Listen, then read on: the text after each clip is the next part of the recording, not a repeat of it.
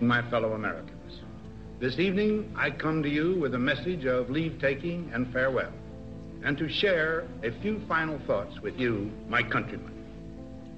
We have been compelled to create a permanent armaments industry of vast proportions. 3.5 million men and women are directly engaged in the defense establishment. The total influence, economic, political, even spiritual, is felt in every city, every state house, every office of the federal government. We recognize the imperative need for this development, yet we must not fail to comprehend its grave implications. In the councils of government, we must guard against the acquisition of unwarranted influence, whether sought or unsought, by the military-industrial complex. The potential for the disastrous rise of misplaced power exists.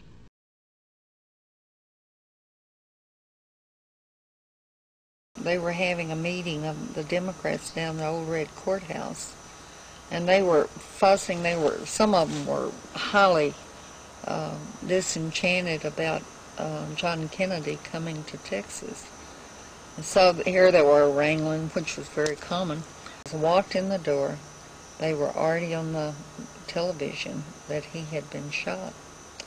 So I asked if I could use the phone. I knew if anyone knew anything, it would be just Kellum in Austin, because they carried all 3 networks. So I called Jess and I said, what is going on? First I called Lou Sterrett at downtown, and I said, my God, what has happened, Lou? And here are people that should have been out at the Trademark for the luncheon, but they were still downtown. And he said, well, they just shot that SOB. He called me from the Texas hotel the next morning as I was going downtown, right, and hear this screaming voice of his. He was so irate, and he didn't give me time to talk to him. You know, he just he was still angry. And when I talked to Jess Kellum right after that, I said, wow, he's on a real violent binge, you know. And then I passed it off. Jess, what is going on? And he told me at that time. He even said that he was sure he had passed away, or was. You thought he was talking about Johnson? Yeah, but but I had already verified that it was not Lyndon. Okay. It was John Conlon. And Kennedy. Yeah. Let's go back to the night before when Johnson came out of the meeting. What did he say to you? He was so angry. He had a violent temper when he was upset. Well, let's use the exact words that he said to you. What did he say to you? He grabbed me by the arm, and he had this deep voice, and he said, after tomorrow, those SOBs will never embarrass me again. That's no threat. That's a promise. Ladies and gentlemen, the very word secrecy is repugnant in a free and open society. And we are, as a people, inherently and historically opposed to secret societies, to secret oaths, and to secret proceedings.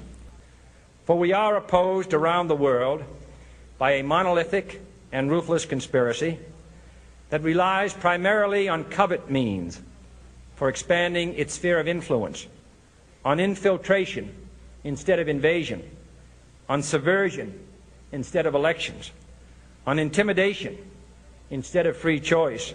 It is a system which has conscripted vast human and material resources into the building of a tightly knit, highly efficient machine that combines military, diplomatic, intelligence, economic, scientific, and political operations. Its preparations are concealed, not published. Its mistakes are buried, not headlined. Its dissenters are silenced, not praised. No expenditure is questioned, no secret is revealed. That is why the Athenian lawmaker Solon decreed it a crime for any citizen to shrink from controversy. I am asking your help in the tremendous task of informing and alerting the American people, confident that with your help, man will be what he was born to be, free and independent. We have before us the opportunity to forge for ourselves and for future generations a new world order, a world where the rule of law, not the law of the jungle, governs the conduct of nations. When we are successful, and we will be, we have a real chance at this new world order, an order in which a credible United Nations can use its peacekeeping role to fulfill the promise and vision of the UN's founders.